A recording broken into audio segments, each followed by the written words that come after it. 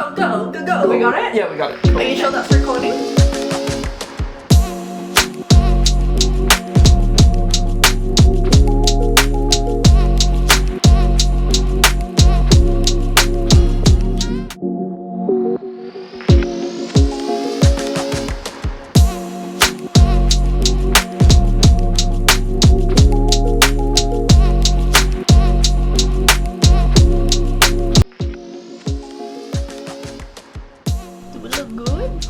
I don't know, because we can't see. Alright.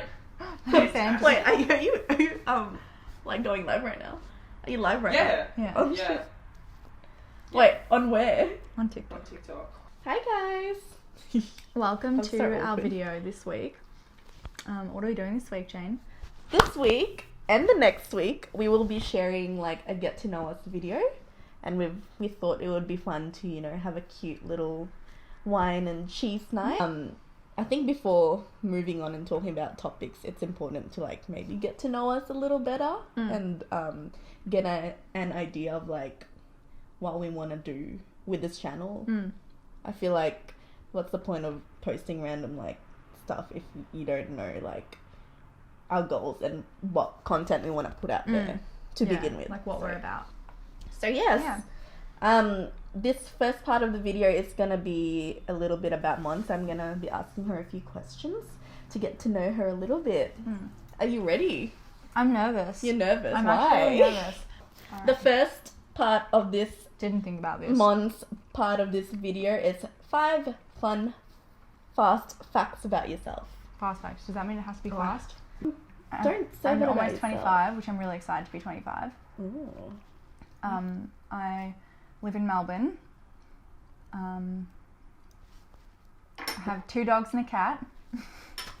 I'm so mad I don't have quins. Do you say quins or kins? Quince. You haven't mentioned me yet. Oh, I'm sorry. I have a boyfriend named Andrew. Heavens That's above. so rude. Heavens above. I don't know. Why would I fact number mention that 4? though? Why would I mention that? You talk about your dogs. Anyway, I have a boyfriend called Andrew. When he's in trouble. Sometimes I do. And then I have a degree in public relations and journalism. Sweet. So, what is this year's focus for you? I think 2020. 2020, yeah. The big one. Well, probably the biggest thing, like coming into 2020, the biggest thing that I learned is that, like, yes, it's a year and the year rolls over after 365 or 366 days, but it's not just about that year. And I love the quote that I think it's like Gary Vee, I don't know. It's one of those Gary Vee or like Tony Robbins. No, it's Tony Robbins. He says, a lot of people overestimate what they can achieve in a year and underestimate what they can do in 10 years. So at the moment, I'm really just focusing on like all the micro goals and kind of reverse engineering from the big goal, because the big goal is not going to be achieved this year. The big goal might not even be achieved in the next 10 years. It's like the next 20 years. So That's that'll why be... it's a big goal. Yeah, You know, yeah. you've got to take smaller steps to get there. So Yeah. Plan to do a lot of travel and really invest in my deodorant and the skin side of my business. Before you go more into depth about your business, I mean, that's so stupid. My question was going to be, tell us more about your business, like what it's about. actually go into depth, yeah. Yeah. So the part of the business that I'm launching now is the skin side. So my first product is a deodorant, because first of all, a lot of the natural deodorants on the market don't work. And second of all, the ones that do work, a lot of them have shea butter in them, which my best friend is actually allergic to. And she knows other people who are reacting to it. So if there's these natural products, but they have products that a lot of people react to. So it needs to work and it needs to have products that aren't an irritant. So that's where I got the idea from. So that's sort of the side of the business I'm focusing on now. And what's the other side of your business that you haven't spoken about? So the activewear? Yeah. So I have a long-term goal of launching activewear that I have started. I've designed it all, but I would like to focus on the deodorant side and the skin side not put my eggs in too many baskets. Yeah, try and be smart about it. I think like as a young person trying to get into business, we get excited by one idea and want to Totally. go with so many different things rather than really like focusing on like what Mom's doing right now, like really focusing on one aspect of it and doing it really well and figuring out like what works, what doesn't work. So when, you know, something bigger comes up opportunity wise, you're better at it that time round. So make mistakes, it's not a bad thing. Yeah. Screw your teachers who tell you that. Yeah. And I think Mistakes are good. the other side of life that I really want to focus on at the moment is the writing side. I have been working the past 6 months and haven't really focused on it. Do you have any like projects or like things that you specifically want to work on in terms of like writing? Like, are you working with other people at the moment? Like, what kind of things do you want to write about? I'd like to work for a magazine doing like health and fitness writing. Yeah.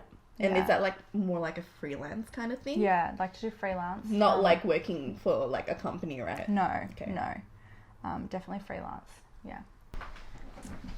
How's the cheddar? Is it alright? It's so good, dude. Hope you're getting paid. You? Yeah. He is in free wine. Mate. Yeah. Company. This is a learning experience for him. Learning experience. He's Okay. getting paid. Because I've never vlogged. Anyway. So the next question on here, it says, what are your tools for overcoming stress and anxiety and how often do you feel it? Well, this is something is we a talk good about. question. Yeah, we talk about like mental health a lot. Yes. Um, I think we want to make it very clear that in this channel, we want to be really open with mental health because, you know, literally everyone goes through it, but wait, what's the opposite for many? not many people. You? Antonym for many. Anyway, yeah. Very few people talk about the mental health, and I think like every single person at some stage of their life goes through some sort of negative emotion, depression, anxiety, stress, high levels of stress. But Yeah. Especially when you have bigger goals, I think, because you can put a lot of pressure on yourself. absolutely. And that pressure really manifests. Yeah. But I have definitely... Last year was a pretty good year for me anxiety-wise, but years before that, it was probably the worst it's ever been. So I was having lots of panic attacks and honestly just struggled with like daily life. Like the small things get really hard. And I think it's just been a mindset change. I think that like the years pass and you realize you can't live like that anymore. Something has to change. And so I started to rewire my brain and rewire my thought process. So that those thoughts, if you have a bad thought about yourself, that doesn't define you. That doesn't mean that that thought is real. How did you like come to the point where you could like step out of your own thoughts and realize it from afar and be like, whoa, like I don't have to think that way? Like, was it through the help of like friends, family talking about it, or did you see a therapist? Like, Yeah, or I was did. it just your own realization where you're like, nah, I'm sick of this shit. Like, I can't live like this anymore. I've had a psychologist for many years. Really? Yeah, The same one? I had Or, like, I had like a few when I was a teenager, and then I found one that I really liked, which I think is the key. Is that if you don't like your psychologist, you don't have to stay. Some people just don't work. Then go find another one. It's not that big of a deal. So I did. I found one that I really liked, and I've had him for like I think since I was 18, so 6 years. Wow. Now. Yeah. And I don't always see him. Like it's not like every single month on the day that I have to see him. Sometimes if I'm just having like an anxiety flare up, I'll book in an appointment to go see him. But that, and I listened to a lot of podcasts, did a lot of reading. Exercise like literally changed my life. It really does. Yeah, change like your life. endorphins are real. I mean, you Angels literally are Ghosts are real. Sorry. anything is real if you just believe. Literally. Yeah. But I think it was just all the little daily things that I was doing. Sleep, eating well, going to the gym, seeing a psychologist, having really supportive friends. That was a huge one, was having supportive friends and talking to them about it. Because I think you'll find that a lot of people have it. So if you talk about it, they go, oh my goodness, like you feel the same. Let Yeah. us know if you want Mon to do like a more detailed video about it, Yeah. and maybe like talk more about certain experiences that I don't know, made you realize that it has to stop, or like Because it's not like, it's hard to put it into like 30 seconds or a minute, because it's literally a daily thing. It's every day you have to do something good for your mental health. Like you have to change your mind every single day, because very often you're going to want to sink back into that deep hole because it's comfortable. So being outside of our comfort zone can be like fear-inducing for a lot of people. yeah. Can I ask how like having anxiety has like affected your relationships, like with family or friends, or like romantic relationships in the past before, and even like in the present? Well, I know for like Andy and I, when we first started dating, he didn't really understand it. And when How dare you? No, I'm just joking. I think when we met, like it was pretty bad, but I was really good at keeping it under wraps. I think that's another thing, is you get so good at not talking about it and like functioning on a daily basis and pretending like you're fine. Yeah. And then you go home and you have a panic attack and you're and then just like go on a date and be like happy-go-lucky. So I think it was just like literally just talking about it, and that person doesn't have to feel it and understand it and like process it. They just have to empathize and understand that you're going through something. What are we up to? Okay, so the next question here says, We're getting so deep. I mean, it's good. Yeah, like, it's good. cut the bullshit, straight to the good stuff. I'm really struggling to like cut this cheese. Pick it up, mate. Just Yeah, pick it up and eat it. yeah. Do I it. just want to shove it in my mouth, No, but do it right now. Do it for the views. How did you and Jane meet? I remember the first day that I met Jane. Oh, Because I went into- Actually, guys, I cannot tell you this enough. Like, you know when you go into like first day at school or like uni, a job, like you're anxious because it's natural that humans, like when someone new comes into their space, they're just like territorial, or like, I feel like when growing up, I felt very like unwelcome in a lot of Aww. circumstances. Like people were not nice when That makes like. me so sad. Is that normal, or is that just my experience?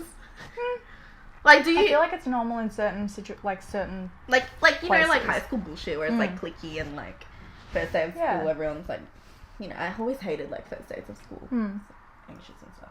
But like, I went to a job. I think it was a trial, right? Yeah, you're on your trial. It was a trial, not my first shift. And Mon worked at this place, but she wasn't working.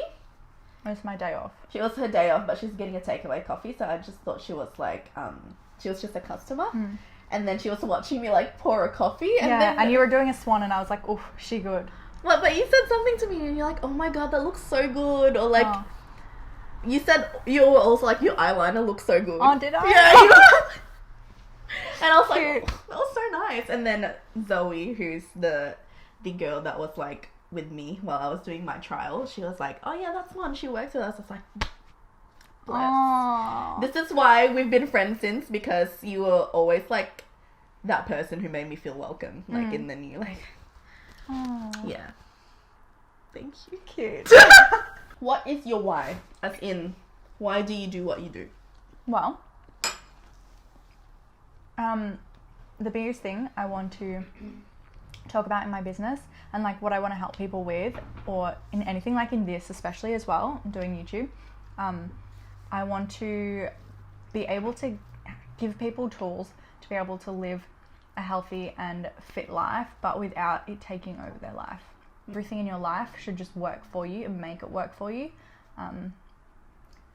So not trying to make everything too complicated, just try and like give people ease on a daily basis. Do I have any other questions for you? What was the last one? That was the last one. Was it? Yes. Oh wait, no, it's not. There's one more. What's the last one? Guys, that's one more. Chill out, okay? What's one thing you'd say to people who are getting... Oh wait, that's not my question. How does this end? Ooh. What do you think is a balanced life? That's a really good question.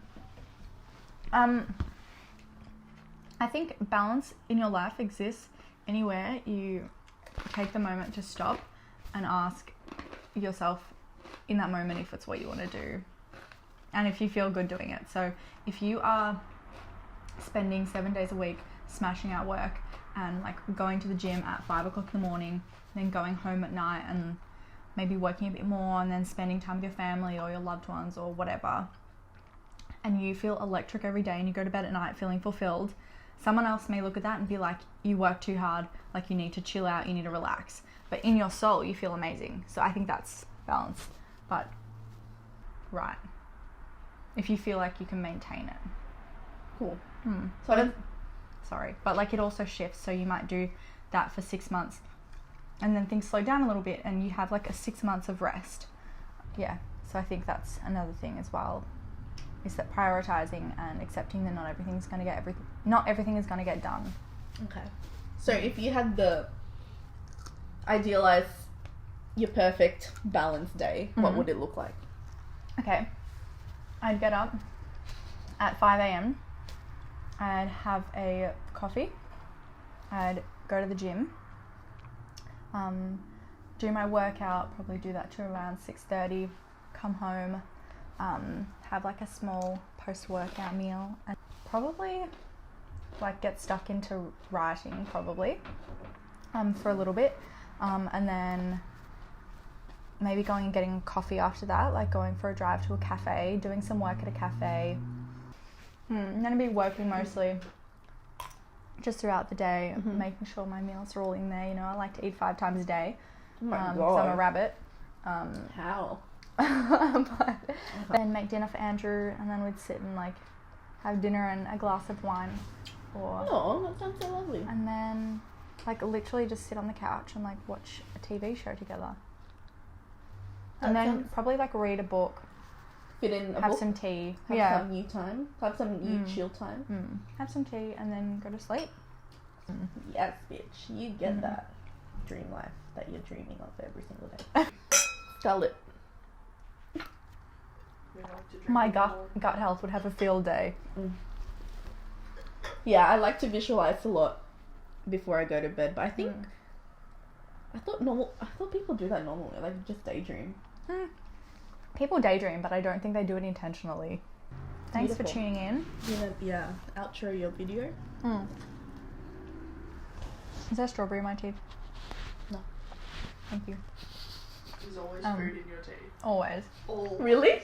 Always Dead set food the in my amount of teeth. times that I look at this woman in her face and I go to say, I love you, and then I go, fuck, there's food in your face. I love you, but Thank you for tuning in, and stay tuned for part 2 where we talk about Jane and get to know her a little bit. that's me, fam.